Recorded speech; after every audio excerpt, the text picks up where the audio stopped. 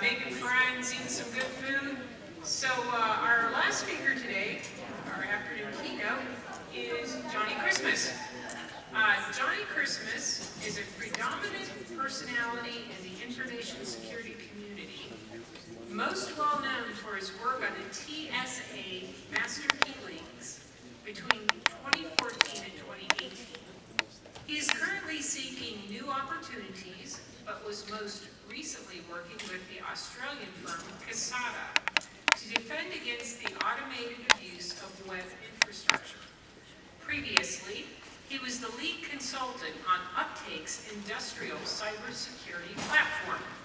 And prior to this, he spent many years in the field as a pen tester, focusing heavily on both IT and physical security of financial and medical facilities. Let's welcome Johnny Christmas.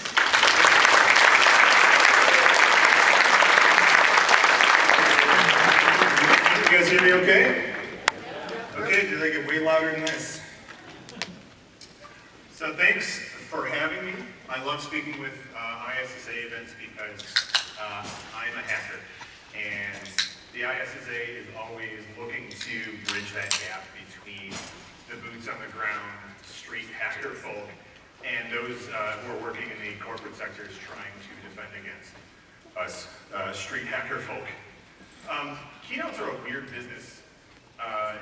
It's our job as keynote presenters to set the tone for the day, or sometimes for the entire conference, depending on when that keynote is going on. We as keynote speakers have to craft something very targeted for the audience that's going to be there, which means we often have to kind of make educated guesses about who we're going to be talking to and what they might want to hear about. It's really common for a conference to have multiple keynote speakers now. I like to look at who else is keynoting, and to the best of my ability, from what I can discern based on what those keynote presenters have done in the past, I try to do something that's very unique and also very contrasting to what else is being presented, so that I can be sure that you're getting something that is not going to be more of the same that perhaps you've been seeing all day, because like today I'm being put at the end of the day and I don't want to just regurgitate a lot of the same information you've been hearing all day. But that's how you end up with a guy with a mohawk and a flamethrower on the front page of the website there. I'm not a suit. I don't thrive well in extremely corporate political environments, and I definitely intentionally use photographs like that to really get that point across. And that's what I really want you to be aware of today as I present what we're talking about here. I craft my keynote specifically for the conference, the audience, and the city. I don't reuse my keynotes, so sometimes if you catch the same keynote speaker in multiple conferences, you'll be like, oh, this is the same one I saw in New Jersey, so I'll skip that. Every one of my keynotes is handcrafted for the place I'm going to be that day, which means they rarely don't work anywhere else. I like to combine rants of things that I'm upset about in the industry at the time with kind of local culture, so that it's really applicable to the people who are in the room. Like, who here lives in upstate New York? Just show of hands. Pretty much all of you, right? Yeah, so, for example, like, I keynoted GERCON. Has anyone been to GERCON up in Michigan? Yeah, I know you have. I keynoted there a few years ago, and I did a really long rant where I told the story of a 10-cent beer day riot in the 1970s at a Cleveland baseball game, because Michigan hates Ohio. And then, I equated that back to BurbSec, and it's really fun. So I try to do things like that. I spent a few days here this week and checked out what's going on in upstate New York. I went from here, I traveled west to Buffalo. I checked out Niagara Falls. I stopped at a lot of little places along the way. I broke into a lot of buildings, as you'll see later, or may have seen as you were coming in. And I learned a lot about the history, what's been going on here. Check out your Wikipedia page, because that just seems appropriate. And you guys are no strangers to booms and bubbles popping and exoduses and rising from ashes. And I really thought that was really obvious and really cool, and that got me thinking a a lot about what's coming up for us in the information security realm. First off, let's talk a little bit about me and how I might be different from a lot of the other people we've been seeing speaking today, but also might be really similar. I fall into the center of this really weird Venn diagram here that a lot of people are only maybe vaguely aware of.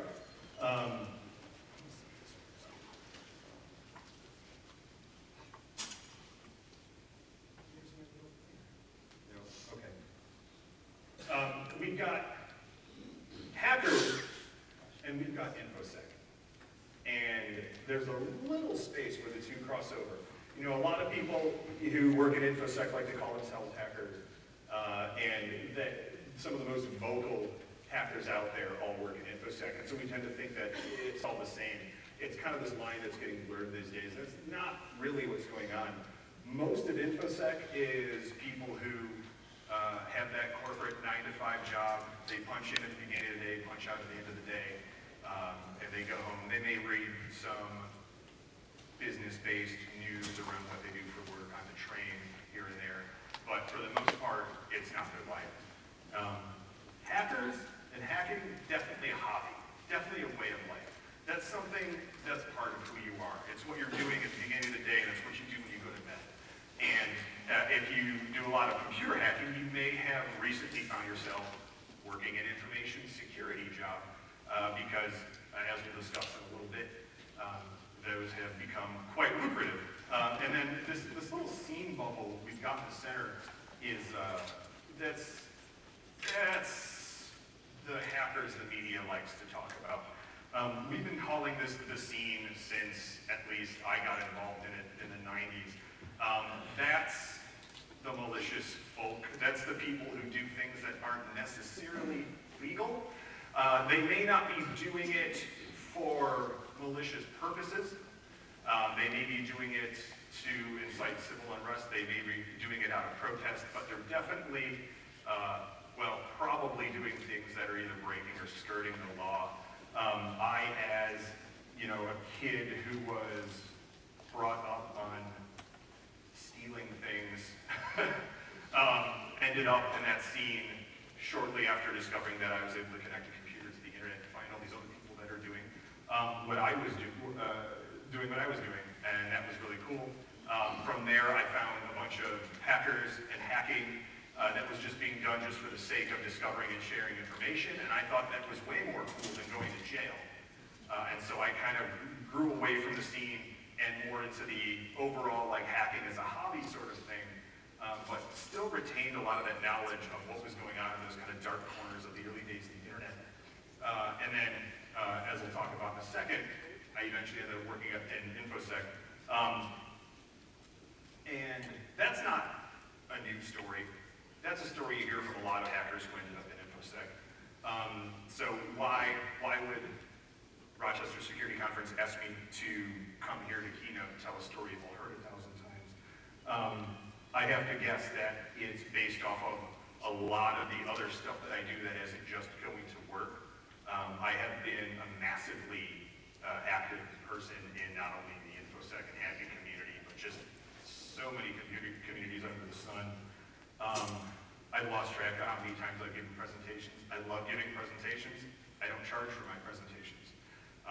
If you can fly me somewhere, I'll talk to you for 6 hours. I don't care. I'm a dancing monkey. I'm one of the core staff members and a founder of the BurbSec organization, which is the largest information security meetup organization in Chicago, and I like to say the Midwest and possibly the United States. It's hard to tell because it's not like there's a big registry for those sorts of things.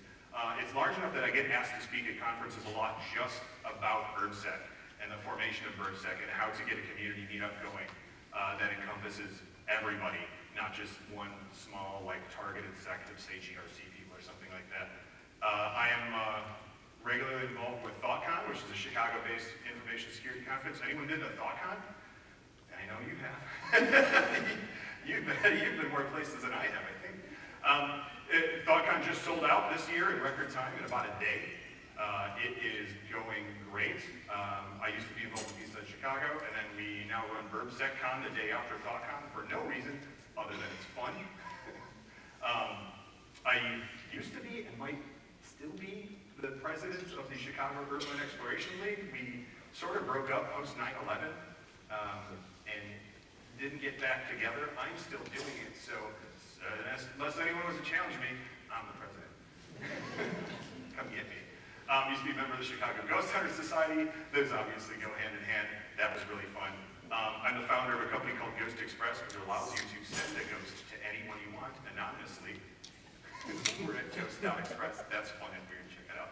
I'm a personality for a company called Warp World, which is developing software that makes it easier and more lucrative for people who stream video games to interact with the audience that watches them. Kind of creating an augmented reality version of Twitch. It's a software called Crowd Control, currently works on Twitch. If you're into Twitch and you're streaming, check that out. I'm a host of a podcast on entrepreneurialism. It's actually an improv comedy podcast on entrepreneurialism, which many people argue is all entrepreneurialism is. So if you're into podcasts, check that out. I'm a regular orchestra pit musician. I do lots of theater. I think I'm the only guitarist in Illinois who can still play, or who can still read music. Because I keep getting calls and I'm like, I'm busy. Doesn't anyone else here know how to read music? And they're like, no. And that's because I went to music school, or I went to pharmacology school to study music. But of course, I also had to take some pharmacology classes. And this is, there's a reason I'm going through all this. It's going to seem like, bragging or something, but this all comes to a head, and it's really important because it gets juxtaposed against what I'm going to discuss later. Let's talk about what I've actually been paid to do, which might even seem more mundane, but really gives you an idea of I don't sleep. I hate sleep. I hate sleeping and eating, which is really terrible because I love food. And yet here we are. This is a basic rundown of what I could remember from my career path. You should see my resume. It's the most awful, 200-page. I need help with my resume. It's terrible. I started off as a licensed pharmacy tech. I was actually working in a pharmacy doing pharmacy things because I thought that's what I was going to do for my life. That was 1997, 98-ish, right around there. Said, well, and it's because I came from a family that did pharmacy. That's what my mom's whole side of the family did. I didn't know what I was going to do out of high school, so I was really good at chemistry. I guess I'll do pharmacy. I ended up going to music school actually on a scholarship. So I got to take those music classes and I got to go to school briefly for free until I ruined all of that. But it was like, look, I know I'm not going to get a job doing music, so I'm going to take these chemistry classes and do pharmacology, and that'll at least let me make some money and not die. While I was at music school, I got a job working at the university help desk. The IT help desk, and it was one of those changing toner and printers and swapping mice out. This is, you got to remember, 98, 99, 2000, right around the dot-com boom. Windows 3.1 was still pretty prevalent. 95 had been out for a while, but it was here and there. 98 was real buggy, and a lot of people didn't want to upgrade yet. It was back in the day.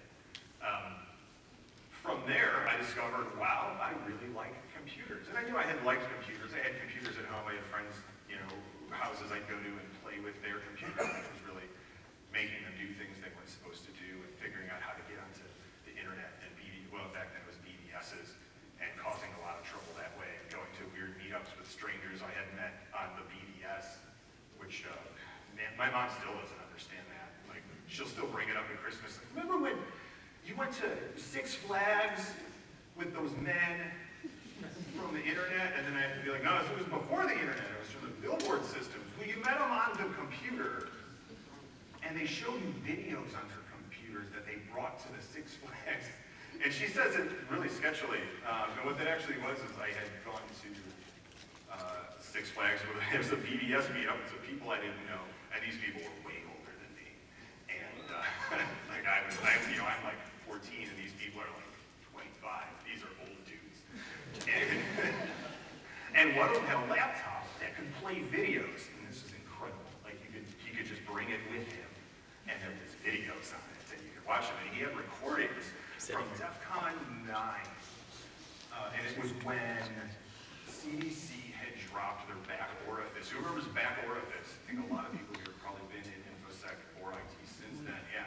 It was when CDC had dropped like their new back orifice version. It was incredible, and I watched this whole video at Six Flags instead of riding any ride whatsoever. And that was my first DEF CON. It was in a roller coaster park. And from there, I was like, I have to get to this DEF CON. I have to save every penny I have to be able to get there next year. I got a job at a retail computer service company, like building computers. It was Micro Center. There's like, I think, 23 stores in the country. It's very small. I was there forever, as you can see from the very long timeline there. I loved working there. I was the manager of the service department, which meant I got to troubleshoot and build computers all day. And then towards the end, we were doing things like staging networks and stuff like that.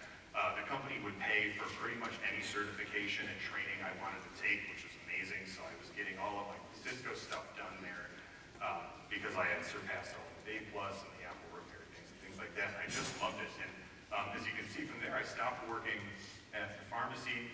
I stopped going to school.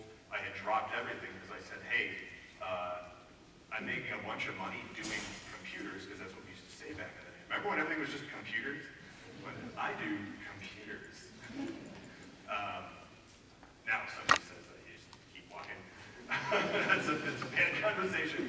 I was making plenty of money. It looked like I had a career ahead of me. This was going to go somewhere. I was learning tons. I was getting certified and everything. I said, I'm going to do this. And I had to have a long conversation with my parents about, like, I'm going to drop out of school and go do this full time, because why wouldn't I? Like, school was getting in the way of my ability to have this career get going. Once that was kind of coming to a halt, I had gotten a job as a systems engineer at an IT asset recovery plant. And this is a place that literally recycled old IT assets that it gets sent in. You know, like you refresh all your hardware every 3 years, and all that old stuff gets sent somewhere to a dumpster somewhere. As long as you don't see the dumpster, you're fine. It came to us, and so it was my job to audit all the mainframes that came in. So I used to be a mainframe auditor, and everyone goes, wow, you look like you're 20. And it's like, yeah, I was auditing mainframes when I was 20. At that same time, I was super altruistic, and I thought that I was going to use the internet to solve the world's problems, and I opened up an internet cafe in the worst neighborhood in Chicago, like Murder Central, USA. Said, these people are killing each other because they don't have access to information. So my white privileged ass went and opened an internet cafe, and I took a bunch of equipment we were throwing away at the IT Asset Recycling Center. These are like, I'm talking 10 megabit switches, or 10 megabit hubs, like ancient tech for the time. And I'm taking it, and I had leased a space using my nonprofit, so I didn't have to pay right away. And we set up an internet cafe with old equipment, and I got the internet in there, and we were just getting by. And we didn't charge any money to use any of this stuff, and we just sold like snacks and things to try and be able to make ends meet and pay the electrical bill. Every other day in this place, we would get robbed. We'd close up at night, I'd come back in the morning, and the door's been broken in, and half the stuff's missing. Now remember, this is ancient tech for the time. But these people, why are people breaking into an internet cafe and stealing crap? They're going to put it in their house? No, they're going to sell it. So every day, I'd go to the shop, see that I was robbed, walk 2 blocks down to the pawn shop. And they wouldn't go into the pawn shop because I wouldn't have to, because all my equipment was in the garbage can out front of the pawn shop. Because the pawn shop didn't want it, because it was ancient crap. You take it all back, plug it all back in, and get to work for the day. Wash, rinse, repeat. For a few months of that, I decided that maybe what this neighborhood wanted was not an internet cafe, that it had some more core problems that I wasn't solving by giving them the internet, which at the time was like GeoCities and Yahoo and a dissectable frog and like a dancing baby. It wasn't particularly useful. And so that fell flat, but I kept being a systems engineer, doing my auditing at that warehouse. They eventually began engineering their entire infrastructure top to bottom when they opened new warehouses, and I was doing everything from literally architecture to running the fiber to building systems that would actually do a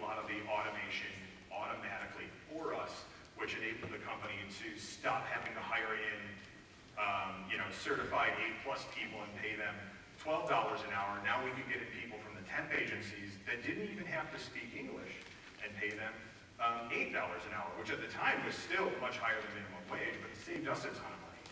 And I had literally set the system up so the screen would either be green or red, and that's all they had to know, was be able to tell a difference in color. They could be colorblind as long as you could at least know there's a difference in which one's good and which one's bad. You could come work for us. Saved a ton of money, and that was an absolute blast, and I did that out of sheer boredom. It wasn't actually even my job there. That got me into a lot more intense network engineering. I started working as a contractor network tech for Westfield, the mall company. Westfield malls are like a global mall company. I was doing a lot of site surveys and network decommissionings and commissionings for a lot of retail stores inside those malls. Just on the side, you'll notice a lot of these lines overlap.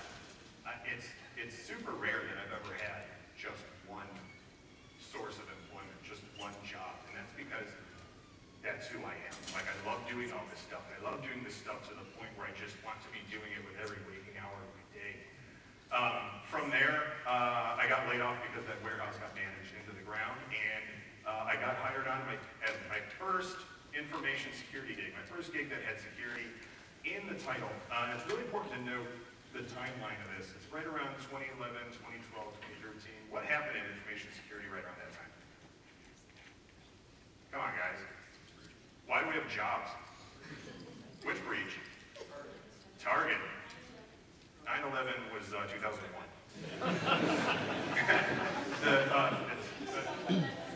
Yeah.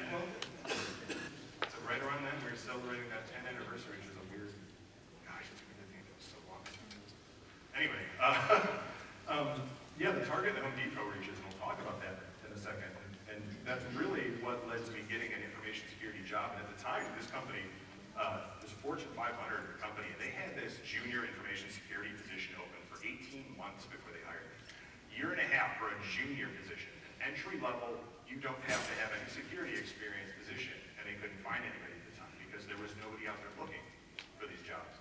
And here's me, armchair hacker, who's at home, writing viruses and taking computers apart and hacking into stuff for absolutely no reason.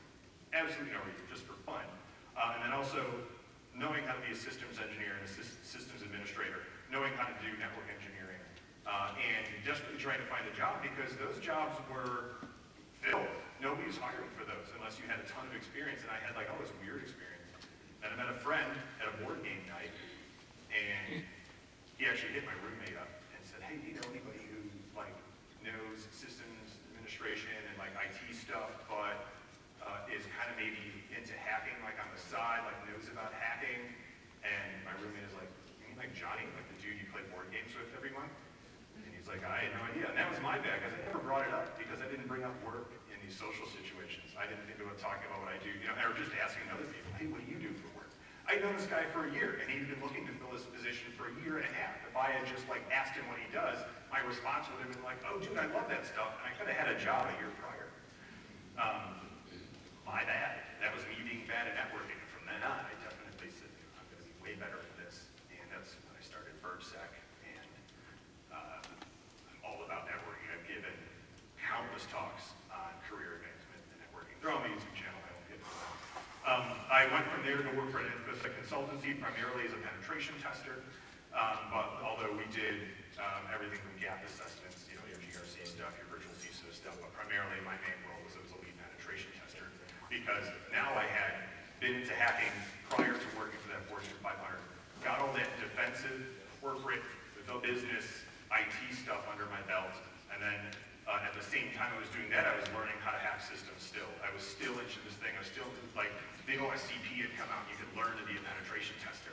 And then we were also doing penetration testing internally, and that was amazing. So I got to bounce from there and go to this InfoSec consultancy.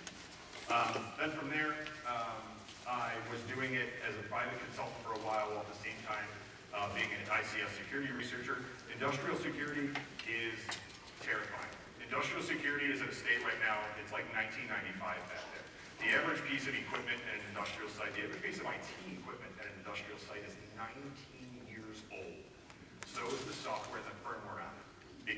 have a completely different mentality of if it ain't broke, don't fix it. And it's a nightmare. And so that made the job kind of easy, but also, man, it's a horrible way to live. Like, you just have to face this every day, that like every single part of our infrastructure is vulnerable to the most basic of crap you've ever heard of. And the only thing keeping it up is the absolute resiliency built into it. And then from there, I went on to work for a vendor called Kasada, where we built a really, really, really freaking amazing thing of detecting automated abuse of web applications.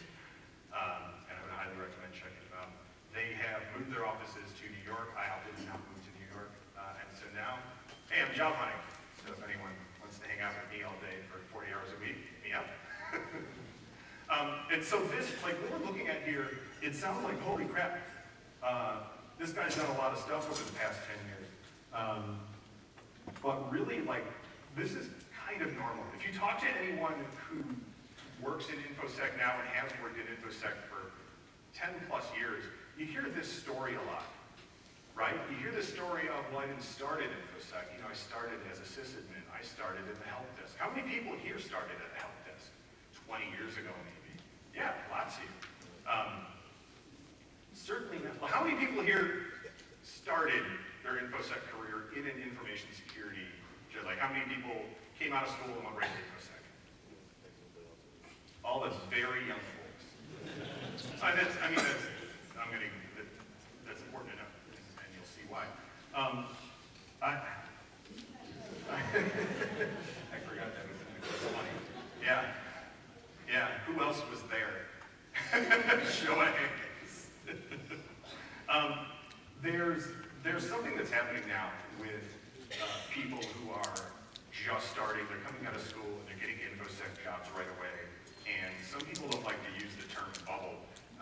In fact, if you use the term bubble in any kind of economy, you're going to get a lot of visceral reaction. It's not a bubble, and it's usually because people have a lot invested in it. If that bubble pops, bad things are going to happen. I call what's happening here a bubble. And settle down. There's a bubble. There's a reason for it, and it's only like half of your fault. And so like 50% is not bad. Let's talk about the half that isn't your fault. It started with universities. Universities in the United States have a problem at their foundation.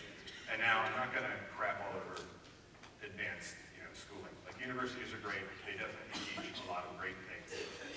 If you're into it, definitely go. If you're getting something out of it, stay into it. Universities have two goals. One, generate revenue. This is like I said, this is the US. And then job placement. Get people who graduate from there to get jobs. Because when you have a high job placement rate as a university, more people are going to go to you, which means they're going to pay you for that education.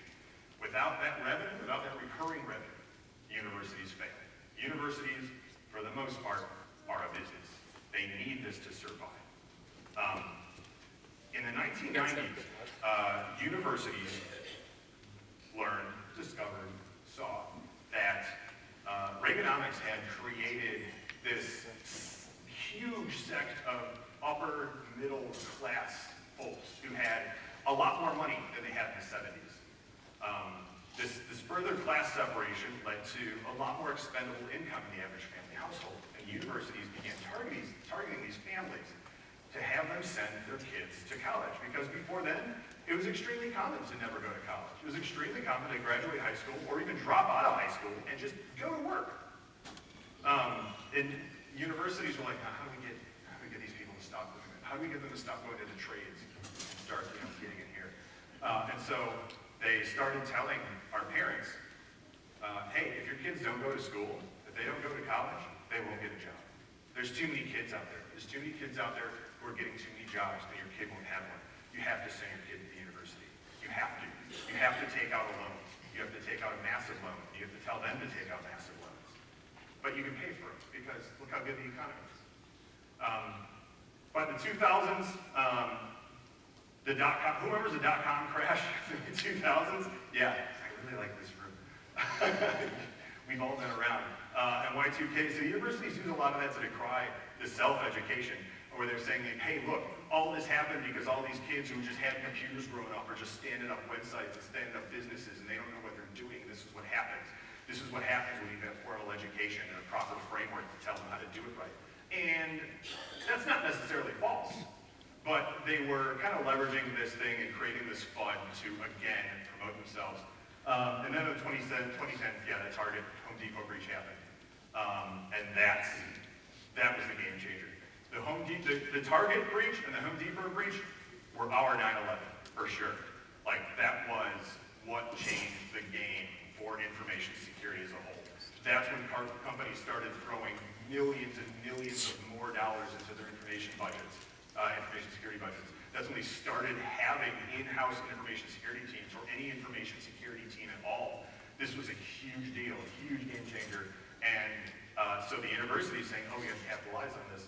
They threw together these hastily assembled InfoSec degree programs. I remember when I was working at that Fortune 500, 9 months after that Target breach happened, we were hiring more people because everyone was. And I had a guy come in, and he had a master's in information security from an esteemed university in town. And I said, what the hell? What university is offering a master's in information security? I'd never heard of it. Nobody had heard of this before. And it was like 9 months ago when the Target breach happened. And so we brought him in, and I talked to him, and I was like, what's this about? What are they teaching you? And they were like, it was pretty much, he took computer science, and then like, to get the master's in InfoSec, he had to take like it was like a Java class or something. It was completely weird. It didn't make any sense.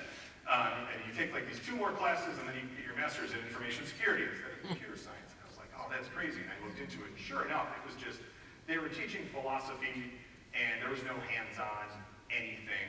They weren't even teaching like automation and analysis and critical thinking. Like, it was just like 2 additional classes in top of computer science. You could call yourself a master of information security. It just wasn't working. But in the end, it didn't matter, because you could get that degree and you could definitely get a job because of the Target breach, because of the Home Depot breach. So should we be grateful of these breaches? Like, isn't that why we have jobs? Shouldn't we be happy that these breaches were happening?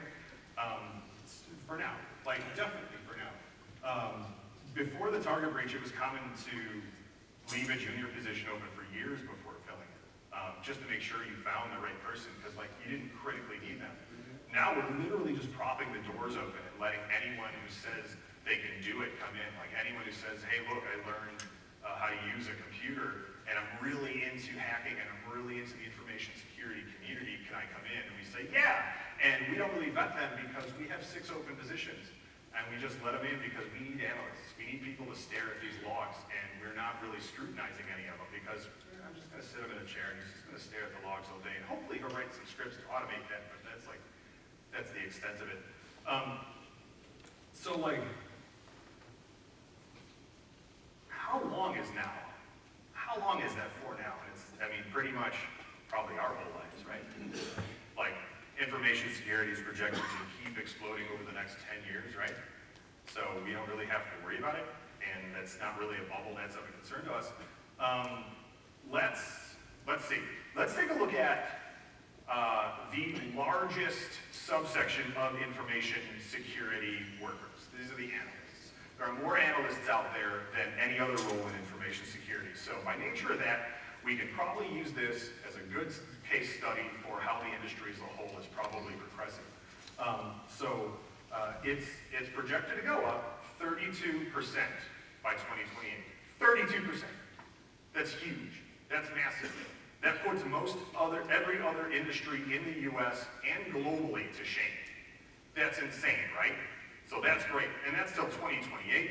That's a long time from now. That's 8 more years. Let's worry about it then, right?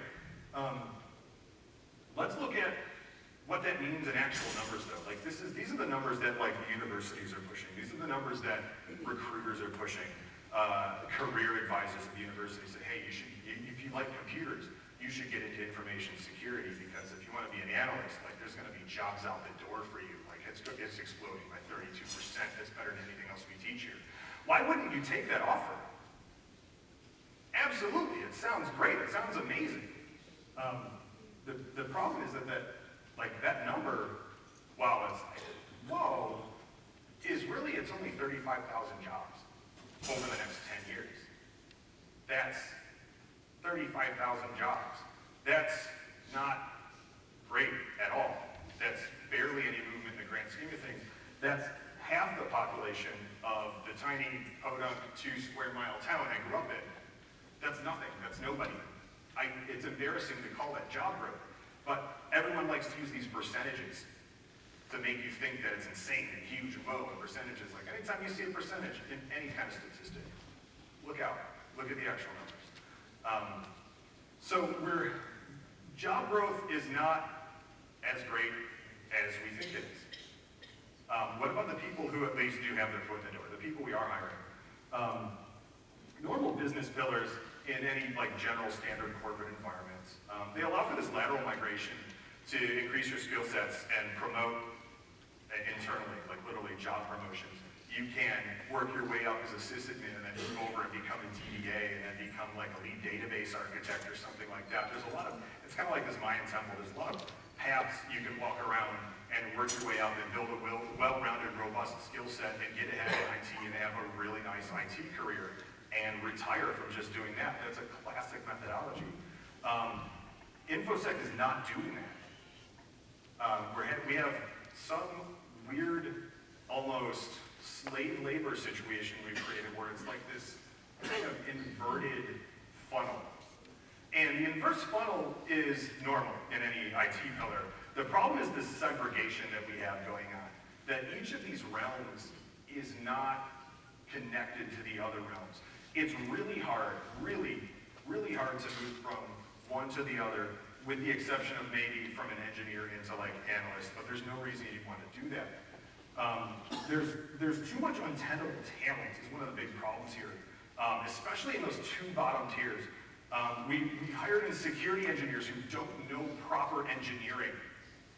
We've hired in security analysts who don't know how to analyze, who don't have critical thinking, who don't know how to automate their jobs, so you're wasting hundreds and hundreds and hundreds of man hours that don't need to be wasted.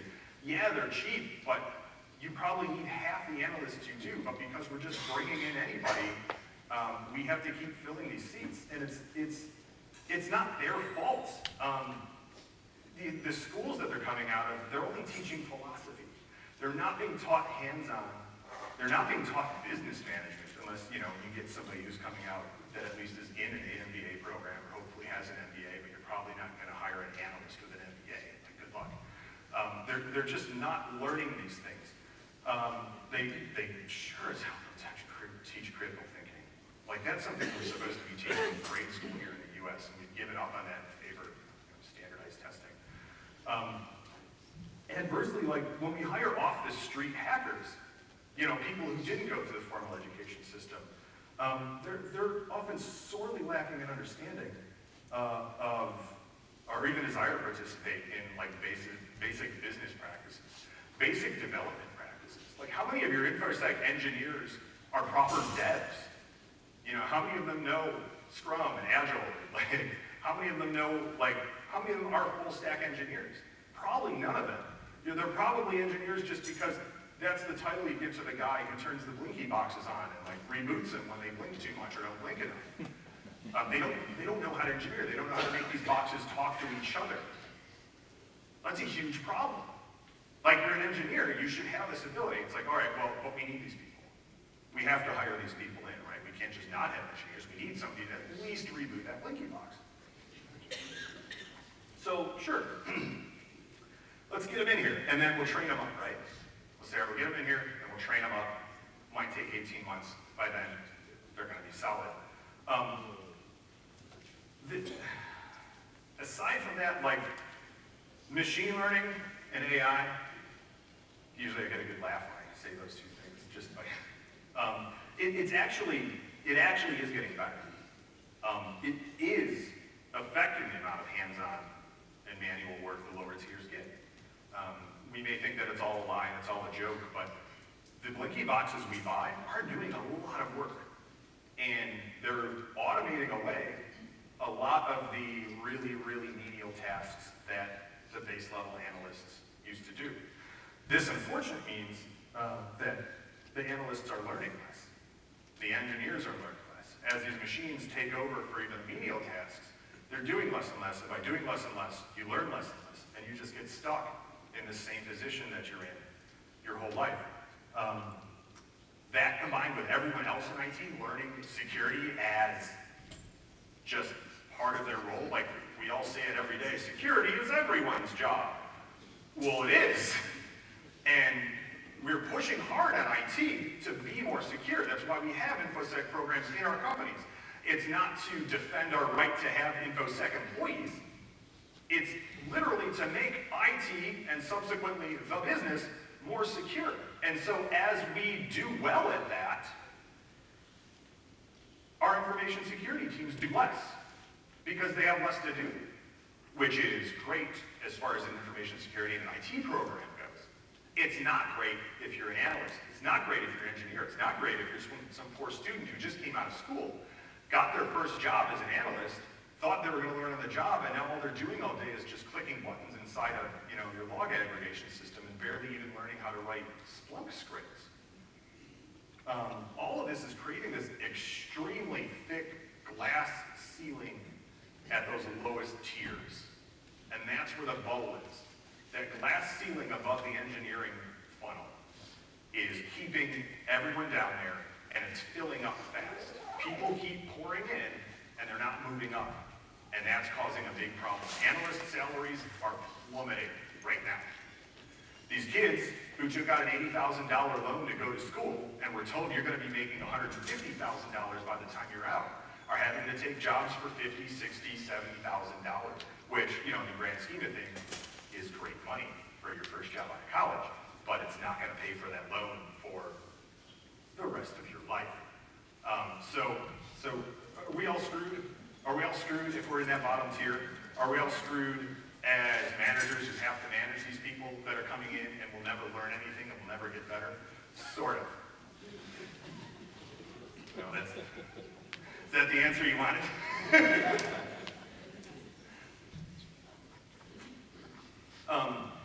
So like that bubble at those lowest tiers, it's causing analysts to be laid off in corporate downsizing because they can't prove their ROI. It's really hard to prove the ROI of anyone in information security to begin with, let alone an analyst who has effectively no output. Your job is to prove a negative, which you just can't. And you can say, look, I did a good job because I was able to automate all these systems and I wrote all these scripts that can detect all these things and correlate all of these events and reduced our incident response events by 30% because I eliminated all these false positives, blah, blah, blah, blah, blah. That's something I used to do. These days, it's rare an analyst gets the opportunity to even do any of that, and that's the problem. It's hard as an analyst to get the experience to defend your own job. It's not your fault that you're not knowledgeable. Even if you did everything right, you went to school, you retained all the minimal information that school taught you, and then you went to get a job, and you're retaining every last thing that job is giving you, but it's just not much. It's not your fault. A lot of these analysts end up going to MSSs. Like, how many people have adopted an MSS in the past 2 years as part of their information security program? This is the managers for just doing like event management, incident response. A lot of them really massive though. I understand if you don't want to like broadcast what you're doing as a company, but this is, so MSSs are exploding. Like a new one pops up every day in this country. And they hire in a bunch of analysts and they do the same thing. They stick them in front of screens and they say, hey, just do this. And they have one lead analyst who writes all the correlation scripts. And it's an analysis mill that barely does any analysis. I've never heard anyone say that they absolutely freaking love the MSS that they've chosen to go with as a company. Well, I have, and they're only like 3 months in. Just give them a minute. You'll do well in exam. Yeah, or these analysts just move elsewhere into IT and do something else, which would be fine. At least you're getting somewhere. But like, we need good analysts still. How do we fix this? If you're an analyst or an engineer, do these things. Automate yourself out of a job is one of those things that everybody's terrified of. But the best engineer, this is an old saying, the best engineer is the one who puts himself out of a job. If you can, automate everything to the extent where you're no longer necessary, A+. You need a 500% raise. That's amazing. You'll never get there. And I think that's what you need to focus on, is don't worry about that. You will never automate yourself out of a job. The blinky boxes aren't good enough to allow you to do that. You should be focused on automating every last aspect of what you do every day. And you don't have to be great at it. You're going to see all these people out there giving talks on automation and things they developed and invented that are just mind-blowing. You go, how did you think of that? How is your PowerShell that good? I don't know any PowerShell. I can't do this. You can't be the best. Only one person can be the best. And it's probably, statistically, it's not going to be you. So just be the best you can be. Like, we don't, if I as a hiring manager sit around and wait for the best person to show up with the best resume, that'll never happen. What I have to do is hire the best person who comes to me.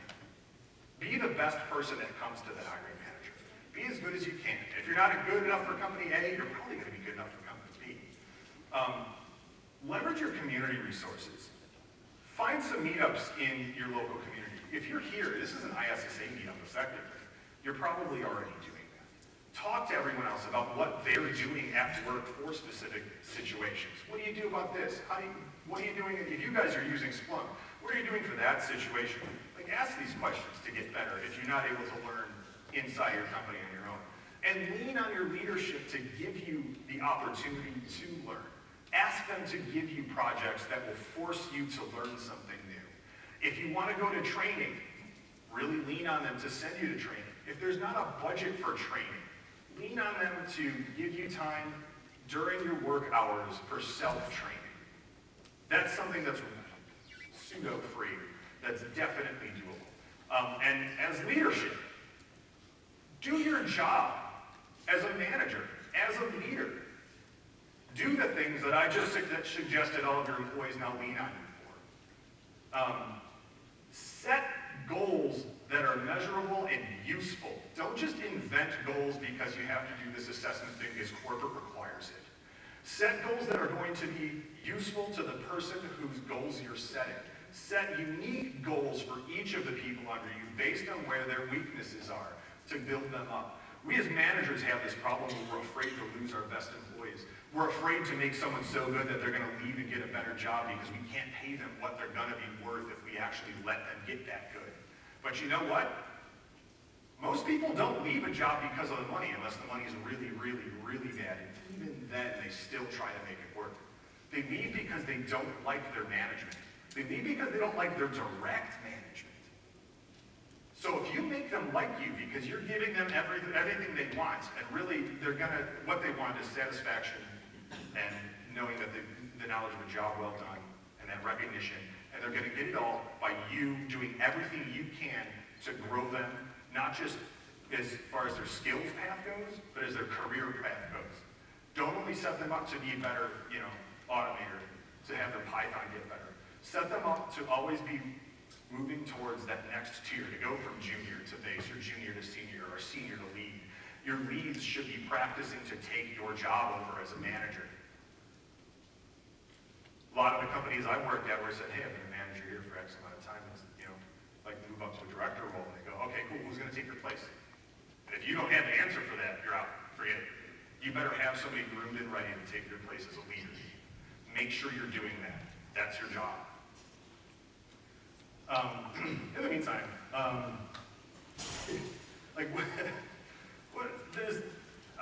been yelling at a lot of very specific groups up here, and there's a lot of people in this room who don't really fall into any of those groups. I'm one of them. Chances are, if you're here, you might not actually be directly affected by that, because you're probably already actively improving yourselves. You're already fighting that good fight. Like, you're taking time out of your week to come here and learn things and go to all these talks. And you look at the list of talks, and you don't just throw darts at this sheet and go, that's what I'm doing today. You pick the things that are of interest to you that you think might apply to your job or are just interesting. You're here. You're in this room. There was no description of the talk I was going to give whatsoever. What made you come here? My name? Well, all right, Johnny Christmas, that's gonna... Yeah, Christmas. If we have time for questions at the end, I'll answer questions on my name. It's a weird story.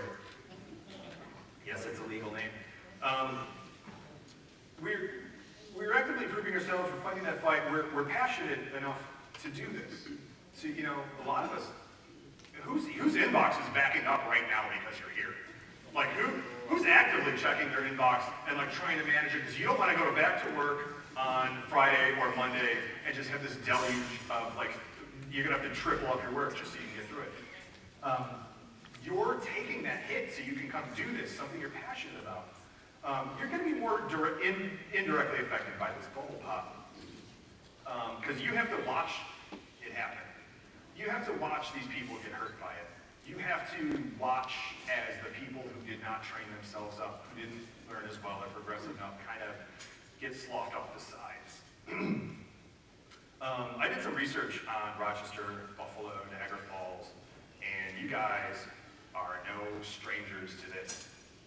You have had a lot of economic booms. Rochester has an amazing history. You guys used to be like just an apex of society at one point. It was really, really cool. And then things happened. You know, I live right near Detroit. I watched it happen to Detroit. I watched it happen to my friends firsthand. Chicago, we burned down twice. We literally burned it down. It was the best thing that happened in the city. You're no stranger to this. And if you're here and you live around the area, you're probably a certain weird type of individual like me who does like weird stuff. Not necessarily stuff to like get ahead in business or further their career, but just stuff that's weird because you're into weird stuff. And like that's the hacking side of people. And a lot of us, you know, we don't want to call ourselves hackers and we don't think we're hackers. But like, what's that weird hobby that you have that you're super into that everyone goes, I don't know, he's in the basement doing that, playing with his radios. Anyone a ham radio operator? Ham operators? That's it, huh? Wow. Yeah, I brought it back, don't worry. I made sure it didn't end up where you didn't want it to. We all have these weird things that we're into. And like one of my weird things, like I mentioned before, is urban exploration. And whenever I go to a new city, I've never been to upstate New York before, I say, all right, where's the worst part of town? And what can I break into? And that's weird, and I will admit it. And so the other day, one day, I've only been here for 2 days. And by the way, I put this whole talk together last night because I like to collect all kinds of information, and then the night before Keynote, I'll put this together. So if this seems kind of slapdash or unrehearsed, it's because it's good eye. Who knows that there's an abandoned Wonder Bread Hostess factory in Buffalo? Very few. Who knew that if you break into, we could turn the audio up on this too because it's really creepy because I have a respirator. Whoever the audio tech is. Who knew you could break into it using a collapsed HVAC duct on the side and climb over some barbed wire and get in? I reported this on Monday. This is me committing a crime.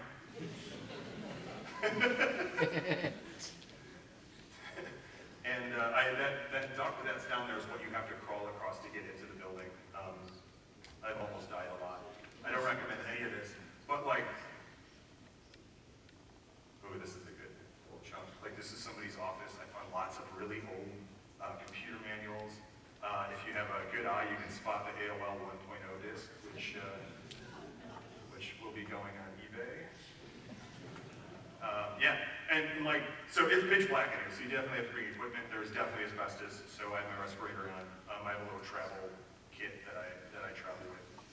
And I'll just let you guys enjoy this. Like this is, yeah, this is a blast. Who just thinks this is cool?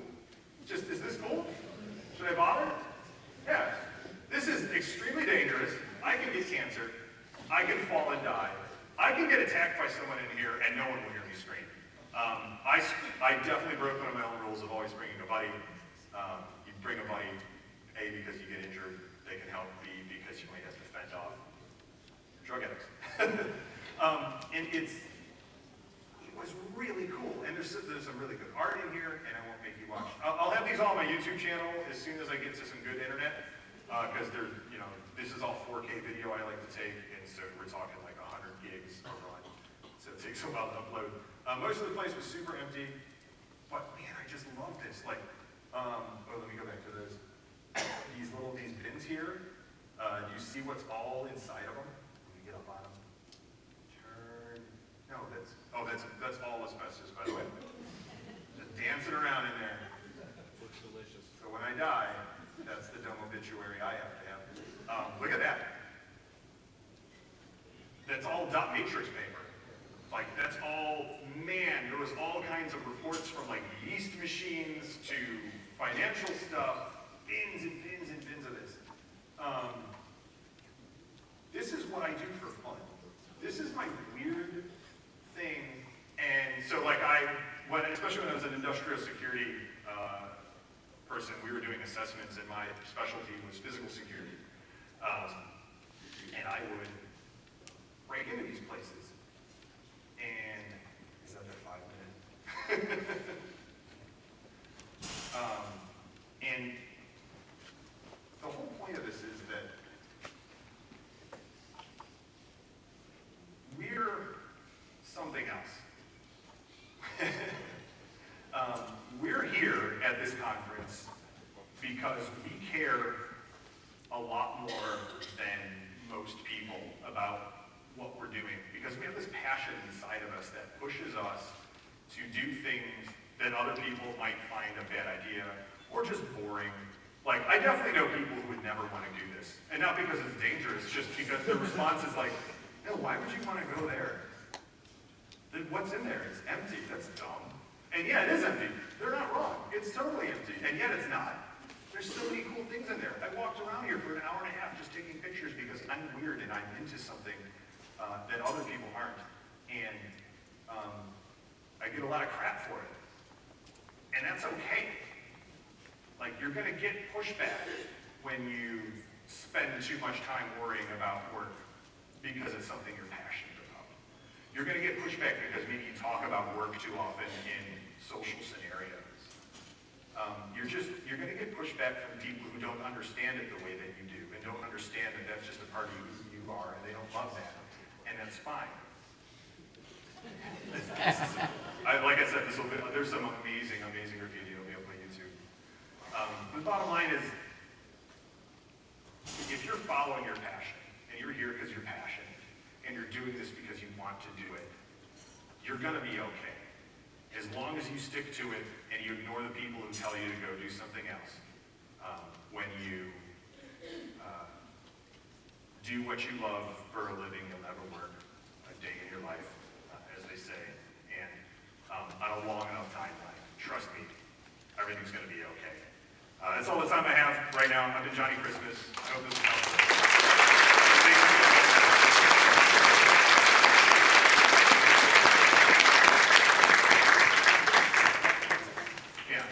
I can take some questions if you guys want. Where's the snacks, Smurfs? I had snacks. You can go ahead and hand the snacks out.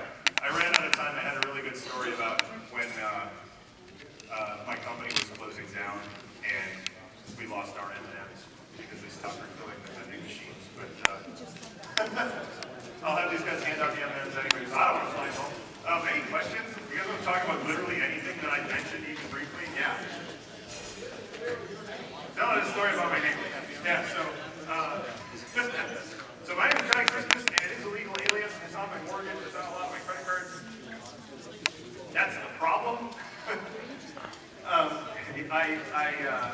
So back when I was starting off with that Fortune 500 company, I was just learning various hacking and assessment tools like Nmap, and was just spraying crap all over the network. And it was a very old network because they had merged with like 3 other 30-year-old companies, and like most of the back end was mainframes and like hubs, and it was a nightmare. I was doing security assessments and taking inventory of things, and I would launch. Who's familiar with Nmap in general? Who knows what a Christmas tree scan is? I was just blasting Christmas tree scans across this network.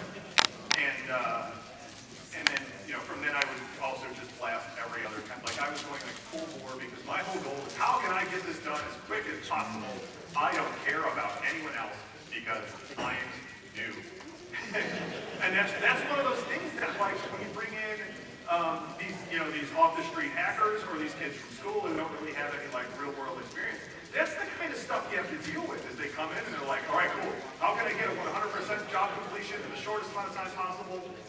Go. And they have no consideration for, like, not only how complex an infrastructure can be, but how delicate an infrastructure can be, and how quickly you can knock over your web server, which is horrible because you're an e-commerce company.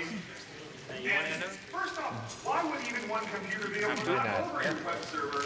But I did it. And they said it was my fault, and I said, it's your fault. Like, why do you have such low resiliency? That's not how that works at all. And that's what the new guy does. And so, throughout the course of this and that, like, the network got to be paged out when there was, like, some oversaturated network traffic. You know, switch got saturated or whatever, the network got hit. And they would look at it, they'd see what it is, and they go, oh, it's Johnny Christmas at it again. And they would call me Johnny Christmas. It just stuck. And so I started, like, this was also back in the day. Remember when, like, you couldn't open your mailbox without getting 6 credit card applications in it? I feel like you want to be friends with Like this guy. free housing crap. There's me crawling starving where to get out. Like, this is the only entrance in the winter.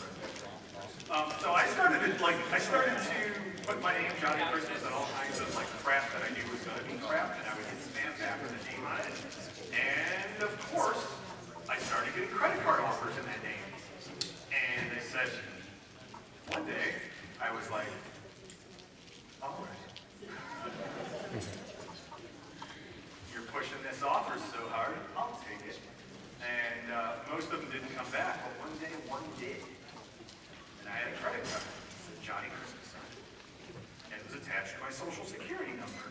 Because because you have to put your social security number down or you're not going to get in there. Well, you have to put someone's social security number. And that's an important distinction because clearly it doesn't even have to be associated with the proper name. And that happened. And then I did a couple more. And then I took out an auto loan in that name. And the bank was fine with it. And then one day I went to go get a job and they did a background check. And you know, like on job applications, it says like, hey, are you now or have you ever been known by any other name or alias? And you go, no, that's weird. Who is that? Who does that even apply to? This idiot.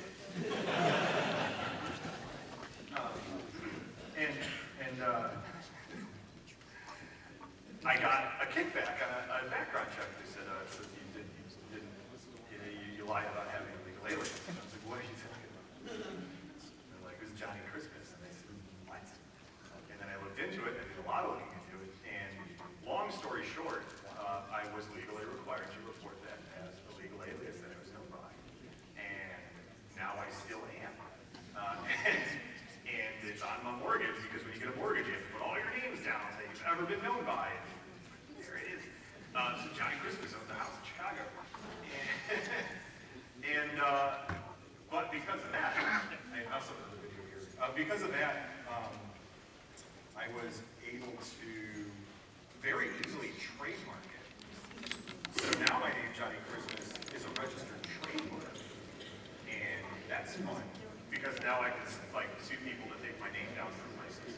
Because I have not licensed them to use my name. And that's a thing you actually can't normally do, even though it's your name. So I argue that my name is more legal than anyone else's name in this room. And that's the story of Johnny Christmas. This is, who knows what this is? It's a tunnel underneath dinosaur barbecue. You know exactly where it is. How many times have you been down there? Yeah. So,